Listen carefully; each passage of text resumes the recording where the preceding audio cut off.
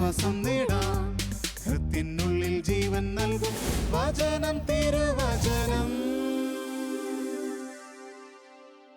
പിതാവായ ദൈവത്തിൻ്റെ സ്നേഹവും പുത്രനായ യേശുക്രിസ്തുവിൻ്റെ കൃപയും ആശ്വാസദായകനായ പരിശുദ്ധാത്മാവിൻ്റെ സഹവാസവും ശാലോം പ്രേക്ഷകരായ നിങ്ങളുടെ കൂടെ എപ്പോഴും ഉണ്ടായിരിക്കട്ടെ. ദൈവവചനം ശ്രവിച്ച് വചനം തിരുവചന ശുശ്രൂഷയിൽ നമുക്ക് പങ്കുകാരാകാം. ദിനവൃത്താന്തം 2 ദിനവൃത്താന്തം 16-ാം അധ്യായം 12-ാം വാക്യം. തൻ്റെ 39-ാം ഭരണവർഷം ആസായുടെ കാലിൽ രോഗബാധയുണ്ടായി. അത് മൂർച്ഛിച്ചിട്ടും അവൻ വൈദ്യന്മാരിലല്ലാതെ കർത്താവിൽ ആശ്രയിച്ചില്ല. ക്രിസ്തുവിൽ സ്നേഹമുള്ളവരെ, ഈ വചനഭാഗത്തിലൂടെ ദൈവത്തിൻ്റെ പരിശുദ്ധാത്മാവ് ഇന്ന് നമ്മളോട് ആവശ്യപ്പെടുക, നീ ഏതവസ്ഥയിലായിരുന്നുള്ളട്ടെ, നീ കർത്താവിൽ ആശ്രയിച്ച് കർത്താവിൽ വിശ്വസിച്ച് ജീവിക്കുക. ഈ ആശയെക്കുറിച്ച് നമുക്കൊന്ന് മനസ്സിലാക്കാം. ആദ്യം ദിനവൃത്താന്തങ്ങളുടെ പുസ്തകത്തിൽ 2 ദിനവൃത്താന്തങ്ങളുടെ പുസ്തകത്തിൽ ആശയെക്കുറിച്ച് ഒത്തിരി കാര്യങ്ങൾ നമുക്ക് കണ്ടെത്താനായിട്ട് പറ്റും. 14-ാം അധ്യായം 9 മുതൽ 12 വരെയുള്ള വചനഭാഗത്ത് ആസായുടെ ജീവിതവുമായി ബന്ധപ്പെട്ട് നടന്ന ഒരു സംഭവം ഇപ്രകാരമാണ്. എത്യോപ്യനായ സേര 10 ലക്ഷം പടയാളികളും 300 രഥങ്ങളുമായി അവർക്കെതിരെ മരേഷ വരെ എത്തി. ആസ അവനെതിരെ പുറപ്പെട്ടു. ഇരുകൂട്ടരും മരേഷയിലെ സെഫാത്ത താഴ്വരയിൽ അണിനിരന്നു. അപ്പോൾ ആസ തൻ്റെ ദൈവമായ കർത്താവിനോട് നിലവിളിച്ചു. ആസ പ്രാർത്ഥിച്ചത് ഇപ്രകാരമാണ്: കർത്താവേ, ബലവാന്മാരെ ബലഹീനനെ സഹായിക്കുവാൻ അവിടെ നിന്നല്ലാതെ മറ്റാരുമില്ല. ഞങ്ങളുടെ ദൈവമായ കർത്താവേ, ഞങ്ങൾ അങ്ങയെ ശരണം പ്രാപിക്കുന്നു. ഞങ്ങളെ സഹായിക്കണമേ. അവിടുത്തെ നാമത്തിലാണ് ഞങ്ങൾ ഈ വലിയ സൈന്യത്തിനെതിരെ വന്നിരിക്കുന്നത്. കർത്താവേ, അവിടെ നിന്നാണ് ഞങ്ങളുടെ ദൈവം. അങ്ങേക്കെതിരെ മർത്യൻ പ്രബലനാകരുതേ. ആസായുടെയും യൂദായുടെ മുമ്പിൽ കർത്താവ് എത്യോപ്യരെ പരാജയപ്പെടുത്തി. അവർ തോറ്റോടി. പ്രിയമുള്ളവരെ, ഒരു നിർണായക ഘട്ടത്തിൽ, പ്രതിസന്ധിയുടെ നടുവിൽ ശക്തമായൊരു സൈന്യം ആസായ്ക്കെതിരെ കടന്നു വന്നപ്പോൾ ആസ ദൈവസന്നിധിയിൽ തന്നെ പൂർണ്ണമായിട്ട് സമർപ്പിച്ചു. കർത്താവെ, ബലവാനെതിരെ ബലഹീനനെ സഹായിക്കുവാൻ അവിടെ നിന്നല്ലാതെ മറ്റാരുമില്ല. ബലവാന്മാർക്കെതിരെ ബലഹീനർക്ക് വേണ്ടി നിലകൊള്ളുന്ന ഒരു ദൈവം നമുക്കുണ്ടെന്ന് ആസായ്ക്ക് അടിയുറച്ചൊരു വിശ്വാസമുണ്ടായിരുന്നു. എന്നാൽ നാളുകൾ കഴിയുകയാണ്. വീണ്ടും ആസായുടെ ജീവിതത്തിൽ ചില മാറ്റങ്ങൾ വരുന്നതായിട്ട് കാണാൻ സാധിക്കും. ദിനവൃത്താന്തത്തിൽ 2 ദിനവൃത്താന്തം 15-ാം അധ്യായത്തിലെത്തുമ്പോൾ ആസായുടെ 35-ാം ഭരണവർഷം വരെ യുദ്ധമൊന്നും ഉണ്ടായില്ല എന്ന് വിശുദ്ധ ഗ്രന്ഥത്തിൽ രേഖപ്പെടുത്തുകയാണ്. ദിനവൃത്താന്തങ്ങൾ പുസ്തകം 16-ാം അധ്യായത്തിലെത്തുമ്പോൾ നമ്മൾ കാണുകയാണ് ആസായുടെ 36-ാം ഭരണവർഷം ഇസ്രായേൽ രാജാവായ ബാശ യൂദായ്ക്കെതിരെ പുറപ്പെട്ടു. ആസ സിറിയ രാജാവായ ബെൻഹാദാദിനെ കൂട്ടുപിടിച്ചു. കാരണം ബെൻഹാദാദ് എന്ന് പറയുന്നത് വിജാതിയരുടെ രാജാവാണ്. ഇസ്രായേലിലെ ദൈവത്തിൽ ആശ്രയിക്കാതെ ആസ വിജാതിയ രാജാവായ ബെൻഹാദിനെ കൂട്ടുപിടിച്ചിരിക്കുകയാണ് ഇസ്രായേലിൻ്റെ ആ അക്രമത്തിൽ നിന്ന് രക്ഷ നേടാനായിട്ട്. തുടർന്ന് ദിനവൃത്താന്തങ്ങളുടെ പുസ്തകം 2 ദിനവൃത്താന്തം 16-ാം അധ്യായം 7 മുതലുള്ള വചനങ്ങളിൽ നമ്മൾ കാണുകയാണ്. ആ സമയത്ത് ഹനാനി ദീർഘദർശി യൂദാ രാജാവായ ആസയുടെ അടുത്ത് ചെന്ന് പറയുകയാണ്: നിൻ്റെ ദൈവമായ കർത്താവിൽ ആശ്രയിക്കാതെ സിറിയ രാജാവിനെ അഭയം തേടിയതിനാൽ സിറിയ രാജാവിൻ്റെ സൈന്യം നിൻ്റെ കയ്യിൽ നിന്ന് രക്ഷപ്പെട്ടു. തുടർന്ന് നമ്മൾ കാണുകയാണ് അസഖ്യം രഥങ്ങളും കുതിരപ്പടയാളികളുമായ ഒരു സൈന്യനിര എത്യോപ്യ രാജാവിൻ്റെ അവർ ഈ ആസായെ ആക്രമിക്കാൻ വന്നപ്പോൾ ദൈവത്തിൽ ആശ്രയിച്ച് പ്രാർത്ഥിച്ചപ്പോൾ അതിൽ നിന്ന് രക്ഷപ്പെടുത്തിയ ഇസ്രായേലിൻ്റെ ദൈവത്തെ മറന്നുകൊണ്ട് ആസ വിജാതിയ രാജാവായ സിറിയ രാജാവായ ഈ ബെൻഹാദിന് ആശ്രയമർപ്പിച്ചപ്പോൾ പിന്നെ തുടർന്ന് ആ യുദ്ധത്തിൽ പരാജയപ്പെടുന്നതൊക്കെ നമ്മൾ കാണുവാനായിട്ട് സാധിക്കും. പ്രിയമുള്ളവരെ, വീണ്ടും ദിനവൃത്താന്തങ്ങളിൽ ഈ വചനങ്ങളിൽ വെളിപ്പെടുത്തുന്ന ഒരു യാഥാർത്ഥ്യമെന്ന് പറയുന്നത്, യാസ ദൈവത്തിൽ ആശ്രയിച്ചപ്പോൾ അവൻ്റെ ജീവിതത്തിൽ ഐശ്വര്യമുണ്ടായിരുന്നു, വിജയമുണ്ടായിരുന്നു, അവനിലൂടെ ആ ദേശം അനുഗ്രഹിക്കപ്പെട്ടുകൊണ്ടിരുന്നു.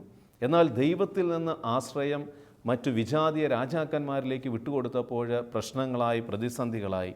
പ്രിയമുള്ളവരെ, ഈ ദിനത്തിൽ നമ്മളോട് തന്നെ ചോദിക്കുക, പലപ്പോഴും പ്രതിസന്ധികളുടെ നടുവിൽ ഈ രാജാവിനെ പോലെ, ഈ ആസാ രാജാവിനെ പോലെയാണോ ഞാൻ? ദൈവത്തിൽ ആശ്രയിക്കുന്നതിനേക്കാൾ വൈദ്യരിലും അതുപോലെ തന്നെ വിജാതീയ അന്യവിഗ്രഹങ്ങളിലും ആശ്രയിക്കുന്ന ഒരു വ്യക്തിയാണെങ്കിൽ ഈ ദിനത്തിൽ അത് തിരുത്തുവാൻ ദൈവം നമ്മളോട് ആവശ്യപ്പെടുകയാണ്. സങ്കീർത്തനം 37 സങ്കീർത്തനം 5 വാക്യം ഇപ്രകാരമാണ്: നിൻ്റെ ജീവിതം കർത്താവിനെ ഭരമേൽപ്പിക്കുക, അവിടെ നിന്ന് നോക്കിക്കൊള്ളും. സങ്കീർത്തനം 7 സങ്കീർത്തനത്തിൽ 1 വാക്യം ഇപ്രകാരമാണ്: എൻ്റെ ദൈവമായ കർത്താവെ, അങ്ങിൽ ഞാൻ അഭയം തേടുന്നു, എന്നെ വേട്ടയാടുന്ന എല്ലാവരിൽ നിന്നും എന്നെ രക്ഷിക്കണമേ, മോചിപ്പിക്കണമേ. സാമൂൽ പ്രവാചകൻ്റെ 2 പുസ്തകത്തിൽ 22 അധ്യായത്തിൽ 31 വാക്യം ഇപ്രകാരമാണ്: ദൈവത്തിൻ്റെ മാർഗം അവികലമാണ്, തന്നിൽ ആശ്രയിക്കുന്നവർക്ക് അവിടുന്ന് പരിചയമാണ്. നമ്മൾ കാണുന്നുണ്ട് ദാവീദും ഗോലിയാത്തും തമ്മിലുള്ള ഒരു സംഘർഷം. ദാവീദ് ദൈവത്തിൽ ആശ്രയിച്ച് ഗോലിയാത്തിനെ നേരിടാനായിട്ട് ചെല്ലുമ്പോൾ ഗോലിയാത്തിനെ പരാജയപ്പെടുത്തുവാനായിട്ടുള്ള ശക്തി ദൈവം ദാവീദിന് കൊടുക്കുകയാണ്.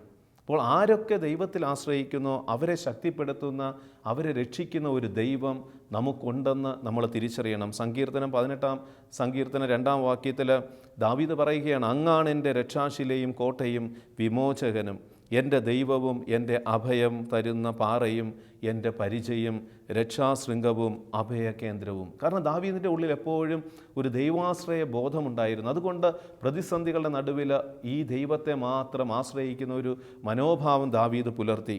പ്രിയമുള്ളവരെ, സാമൂൽ പ്രവാചകൻ്റെ 1 പുസ്തകത്തിൽ 17 അധ്യായത്തിൽ ദാവീദ് പറയുന്ന ഒരു വാക്യമുണ്ട്: വാളും കുന്തവും ചാട്ടുളിയുമായി നീ എന്നെ നേരിടാൻ വരുന്നു, ഞാനാകട്ടെ നീ നിന്ദിച്ച ഇസ്രായേൽ സേനകളുടെ ദൈവമായ സൈന്യങ്ങളുടെ കർത്താവിൻ്റെ നാമത്തിലാണ് വരുന്നത്. കാരണം ദൈവത്തിൻ്റെ നാമത്തിൽ, ദൈവത്തിൽ ആശ്രയിച്ച് നമ്മൾ ഏത് പ്രതിസന്ധിയെ അഭിമുഖീകരിക്കുവാനായിട്ട് പോവുകയാണെങ്കിൽ അവിടെ വിജയം നമുക്കുണ്ടാകും. ദാവീദ് തുടർന്ന് പറയുകയാണ്, കാരണം ഗോലിയാത്തിനെ ആക്രമിക്കുവാനായിട്ട് പോകുമ്പോൾ ദാവീദ് പറയുകയാണ്: കർത്താവ് നിന്നെ ഇന്ന് എൻ്റെ കയ്യിലേൽപ്പിക്കും, ഞാൻ നിന്നെ വീഴ്ത്തും, നിന്റെ തല വെട്ടിയെടുക്കും, ഫിലിസ്ത്യരുടെ ശവശരീരങ്ങൾ പറവകൾക്കും കാട്ടുമൃഗങ്ങൾക്കും ഇരയാകും, ഇസ്രായേലിൽ ഒരു ദൈവമുണ്ടെന്ന് ലോകമെല്ലാം അറിയും. ക്രിസ്തുവിൽ പ്രിയമുള്ളവരെ, ഇസ്രായേലിൽ ഒരു ദൈവമുണ്ടെന്ന് ലോകമെല്ലാം അറിയുമെന്ന് ദാവീദ് ഉറപ്പോടുകൂടി പറയാൻ കാരണം അവൻ ആശ്രയിച്ചിരിക്കുന്ന ഒരു ദൈവം ഈ ലോകത്തിലെ എല്ലാ ശക്തികളെക്കാളും വലിയ ഒരു ശക്തനാണെന്ന് ദാവീദിൻ്റെ ഉള്ളിൽ ഒരു ബോധ്യമുണ്ടായിരുന്നു. ഈ അടുത്ത കാലത്ത് ഫ്രാൻസിസ് പാപ്പ ഒരു ശുശ്രൂഷയുടെ സമയത്ത് ഇപ്രകാരം പറയുകയുണ്ടായി.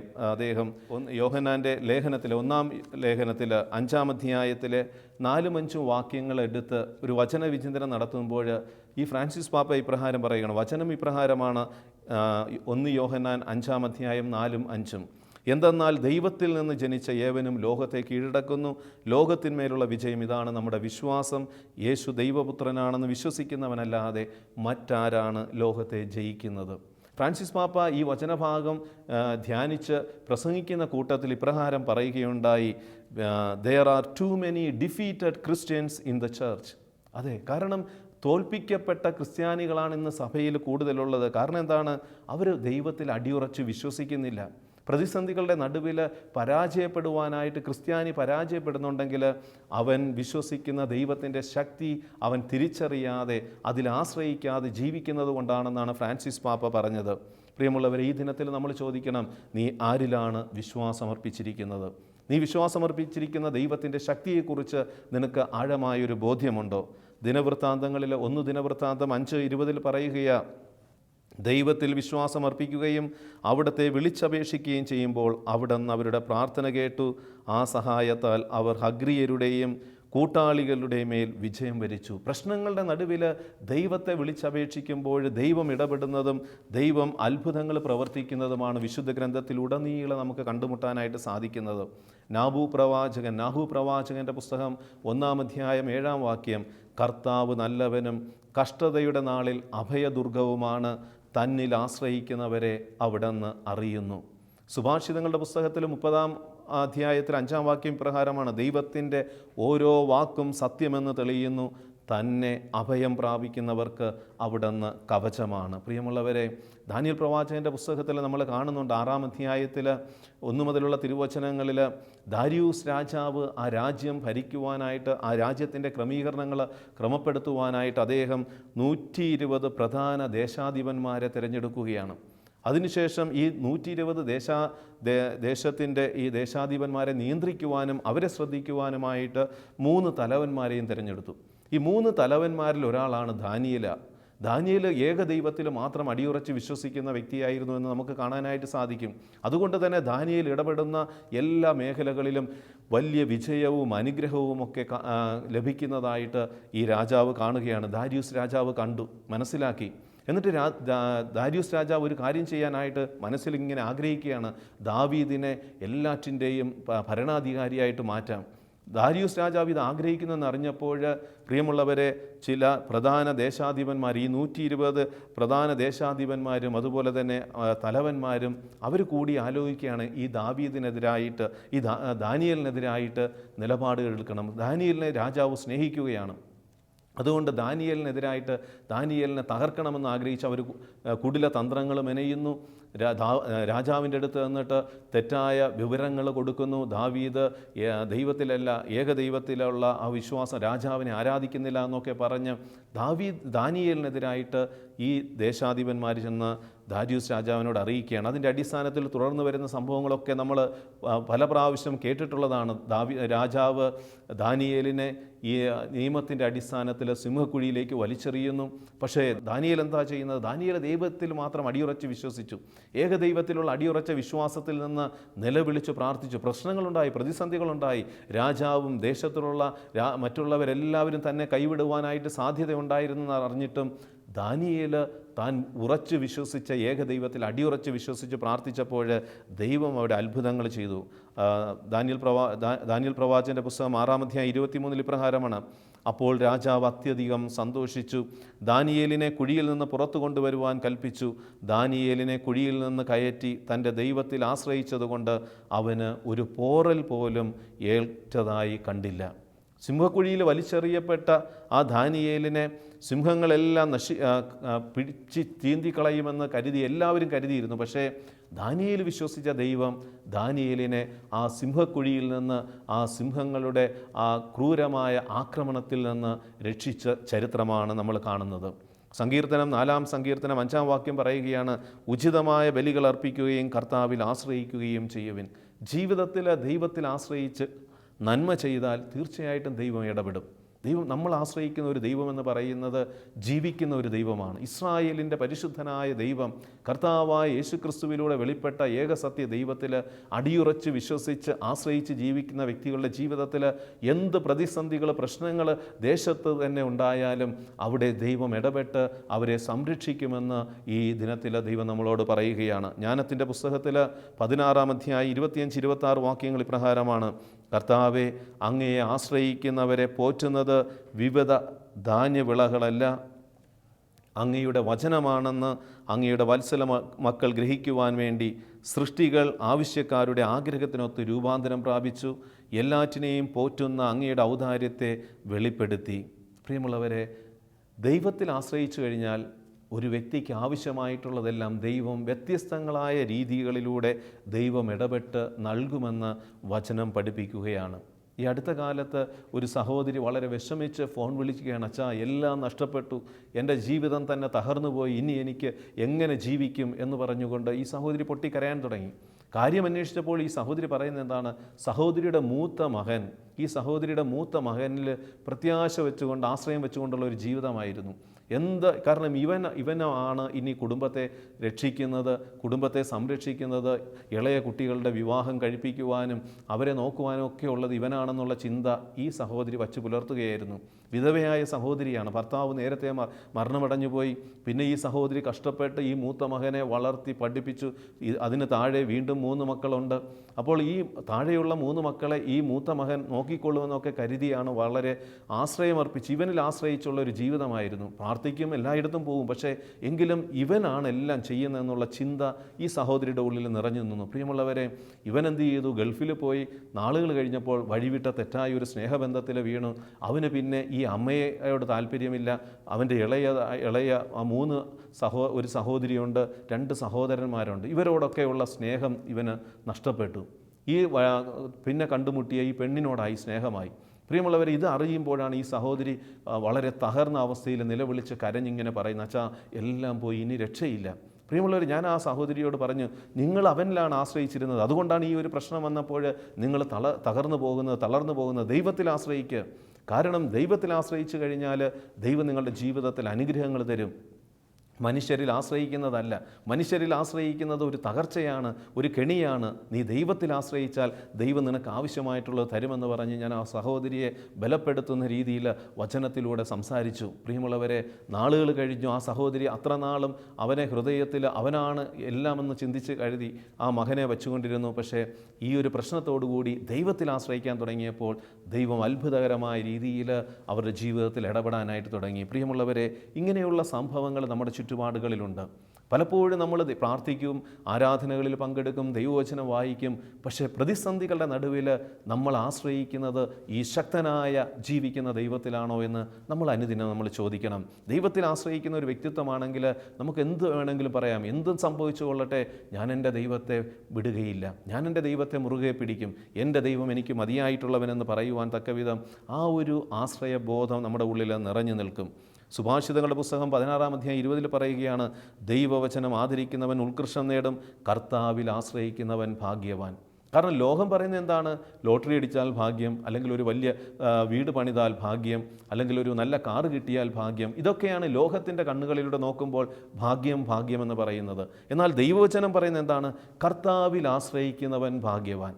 ദൈവത്തിൽ ആശ്രയിച്ച ഒരു ജീവിതമാണ് നയിക്കുന്നതെങ്കിൽ അതാണ് ഏറ്റവും വലിയ ഭാഗ്യം. മറ്റുള്ളതൊക്കെ നഷ്ടപ്പെട്ടു പോകും. മറ്റുള്ളവരിലൊക്കെ ആശ്രയം വെച്ച് കഴിഞ്ഞാൽ നമുക്ക് പരാജയങ്ങളുണ്ടാകുമെന്നാണ് വചനം പറയുന്നത്. പ്രിയമുള്ളവരെ, മക്കബയാക്കാരുടെ പുസ്തകത്തിലെ 2-ാം അധ്യായത്തിൽ നമ്മൾ കാണുന്നുണ്ട്, ഇസ്രായേൽ ജനം വിജാതീയ രാജാവായിട്ടുള്ള ആ ഇസ്രായേൽ ജനത്തിൻ്റെ നേരെ വിജാതീയ രാജാക്കന്മാർ പീഡനങ്ങളും വിഷമതകളും കൊടുക്കുമ്പോൾ അവർ ദൈവത്തിന് മാത്രം അടിയുറച്ച് വിശ്വസിച്ചു. മക്കബിയൂസ് എന്ന് വിളിക്കുന്ന ആ യൂദാസ്, അദ്ദേഹത്തിൻ്റെ നേതൃത്വത്തിൽ ഇസ്രായേൽ ജനം ഏകസത്യ ദൈവത്തിൽ മാത്രം അടിയുറച്ച് നിന്നു.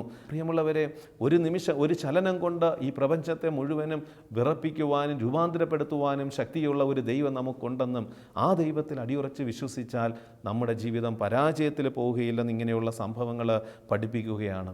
പ്രിയമുള്ളവരെ, അസീസി പട്ടണം ആക്രമിക്കുവാനായിട്ട് മതവിരോധികൾ, തിന്മയുടെ ശക്തികൾ ആക്രമിക്കുവാൻ വന്നപ്പോൾ അസീസി പട്ടണത്തിൽ ആ ക്ലാര എന്ന് പറഞ്ഞ പുണ്യവതി, അവൾ ഉടനെ ദിവികാരുണ്യ സന്നിധിയിലേക്ക് ഓടിയെത്തി.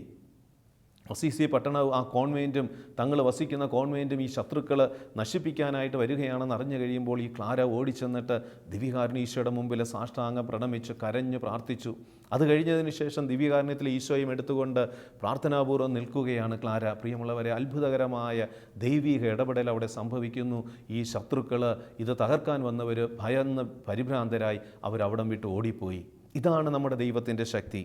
സുഭാഷിതങ്ങളുടെ പുസ്തകം 29-ാം അധ്യായം 35 പറയുകയാണ്, മനുഷ്യനെ ഭയപ്പെടുന്നത് ഒരു കെണിയാണ്, കർത്താവിൽ വിശ്വാസമർപ്പിക്കുന്നവൻ സുരക്ഷിതനത്രേ. നമ്മൾ ദൈവത്തിൽ ആശ്രയിച്ച് ദൈവത്തിൽ വിശ്വാസമർപ്പിച്ചു കഴിഞ്ഞാൽ നമ്മൾ സുരക്ഷിതരായി നമ്മുടെ ജീവിതം മുന്നോട്ട് കൊണ്ടുപോകാനായിട്ട് സാധിക്കും.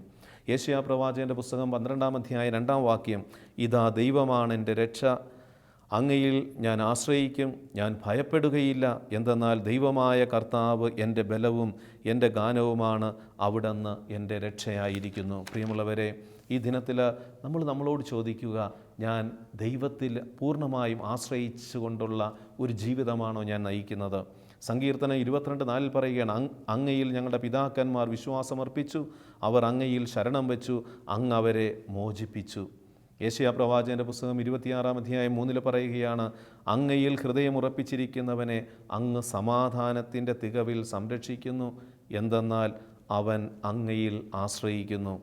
ദുഷ്ടന്മാർ അനുഭവിക്കേണ്ട ക്ലേശങ്ങൾ അനവധിയാണ്. എന്നാൽ ദൈവത്തിൽ ആശ്രയിക്കുന്ന ദൈവഭക്തരായ മക്കളെ ദൈവം അവിടുത്തെ സ്നേഹം വലയം ചെയ്യുമെന്നാണ് സങ്കീർത്തനം 32:10 പറയുക.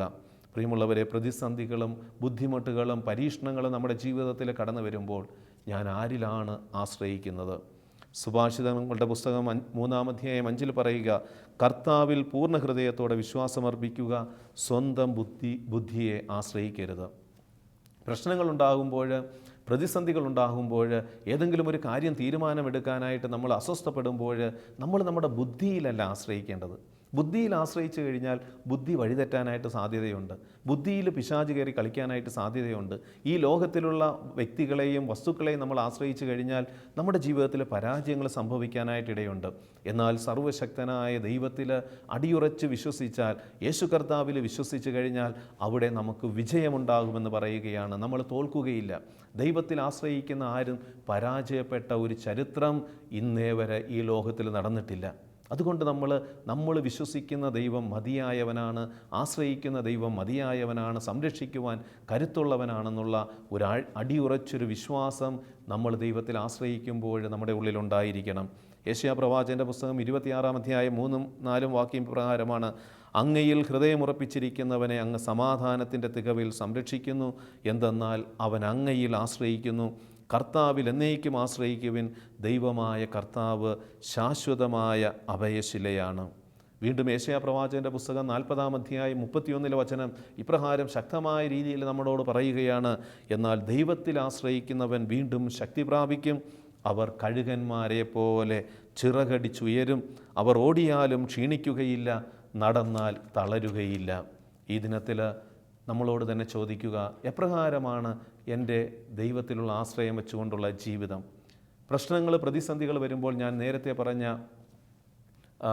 സഹോദരിയെ പോലെ വ്യക്തികളിൽ ആശ്രയിച്ചുള്ള ഒരു ജീവിതമാണോ? ദൈവത്തിൽ ആശ്രയിക്കാതെ കുടുംബത്തിലുള്ള വ്യക്തികളെ ആശ്രയിച്ചുള്ള ഒരു ജീവിതമാണോ? ഇവരെയെല്ലാം നിയന്ത്രിക്കുന്ന, ഇവരെയെല്ലാം പരിപാലിക്കുന്ന ഒരു ദൈവം നമുക്കുണ്ടെന്നും ആ ദൈവത്തിലാണ് നമ്മൾ ആശ്രയിക്കേണ്ടതെന്നുമുള്ള തിരിച്ചറിവ് നമ്മുടെ ജീവിതത്തിൽ നമ്മൾ വച്ചു പുലർത്തുന്നുണ്ടോ? അതോ ഇന്നത്തെ വചന ചിന്തയിൽ നമ്മൾ കണ്ട ആസാ രാജാവ് ദൈവത്തിൽ ആശ്രയിച്ച് പ്രവർത്തിച്ചപ്പോൾ ദൈവം എല്ലാ തലങ്ങളിലും വിജയം കൊടുത്തു. എന്നാൽ ഒരു വേള ഈ ദൈവത്തെ മറന്ന് ദൈവത്തിൽ ആശ്രയിച്ചപ്പോൾ വിജയം തന്ന ഈ ദൈവത്തെ ഒരു വേള ഈ ആസാ രാജാവ് മറന്നുപോവുകയാണ്. പിന്നെ അവൻ ആശ്രയിക്കുന്നത് വിജാതി രാജാക്കന്മാരെ ആയിക്കഴിഞ്ഞപ്പോൾ അവൻ്റെ ജീവിതത്തിൽ പരാജയങ്ങളുണ്ടായി.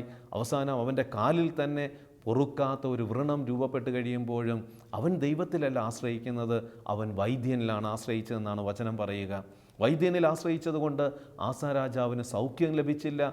അവസാനം അവൻ തകർന്ന അവസ്ഥയിലെത്തിച്ചേർന്നു. പ്രിയമുള്ളവരെ, ഈ ദിനത്തിൽ നിൻ്റെ അവസ്ഥ എന്തു തന്നെ ആയിക്കൊള്ളട്ടെ, ഒരുപക്ഷെ എല്ലാവരും ഉപേക്ഷിക്കപ്പെട്ട ഒരു അവസ്ഥയായിരിക്കാം. ഇനി നിനക്ക് ഒരു രോഗസൗഖ്യത്തിന് സാധ്യതയില്ല എന്ന് വൈദ്യന്മാർ പറഞ്ഞിട്ടുണ്ടാകാം. അല്ലെങ്കിൽ നിൻ്റെ കടബാധ്യതയിൽ നിന്ന് നിനക്കിനി ഒരു രക്ഷയില്ല എന്ന് മറ്റുള്ളവർ, നിൻ്റെ കൂടെയുള്ളവർ സംസാരിക്കുന്നുണ്ടാകാം.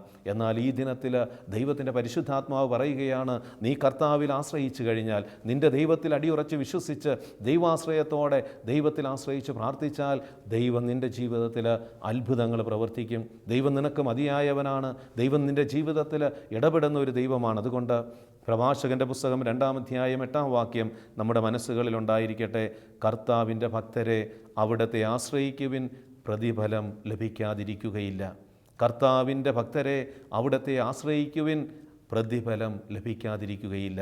പ്രിയമുള്ളവരെ, ഈ ദിനത്തിൽ ദൈവം നമ്മളോട് ചോദിക്കുകയാണ്, നീ ആശ്രയം വച്ചിരിക്കുന്നത് ആരിലാണ്?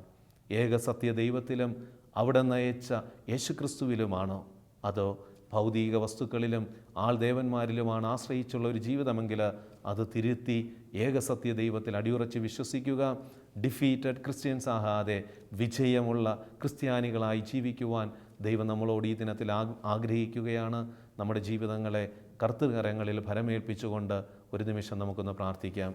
കാരുണ്യവാനായ ദൈവമേ, പലപ്പോഴും ഞങ്ങളുടെയൊക്കെ ജീവിതത്തിൽ പ്രതികൂല സാഹചര്യങ്ങളിൽ ദൈവത്തിൽ ആശ്രയിക്കാതെ ഞങ്ങളുടെ ബുദ്ധിയിലും അതുപോലെ തന്നെ മറ്റു വ്യക്തികളിലും വസ്തുക്കളിലുമൊക്കെ ആശ്രയിച്ച് ഞങ്ങൾ നിരാശയ്ക്ക് അടിമപ്പെട്ടു പോയിട്ടുണ്ട്. ഈ ദിനത്തിൽ ഞങ്ങൾ തിരിച്ചറിയുന്നു, ദൈവത്തിൽ ആശ്രയിച്ച് ആരും പരാജയപ്പെട്ടിട്ടില്ല. തിരുവചനങ്ങളിലൂടെ ദാനിയേൽ രാജാവിൻ്റെ ജീവിതത്തിൽ, ദാവീദ് രാജാവിൻ്റെ ജീവിതത്തിൽ, അതുപോലെ മക്കബേയരുടെ പുസ്തകത്തിൽ ഒക്കെ ഞങ്ങൾ കണ്ട വിജയം കൊടുക്കുന്ന, തന്നിൽ ആശ്രയിച്ചവരെ സംരക്ഷിക്കുന്ന ഒരു ദൈവം ഞങ്ങൾക്കുണ്ടെന്ന് ഞങ്ങൾ തിരിച്ചറിയുന്നു. ഈ ദിനത്തിൽ ഞങ്ങളെ മുഴുവനായി ദൈവമേ നിൻ്റെ കരങ്ങളിൽ സമർപ്പിക്കുന്നു.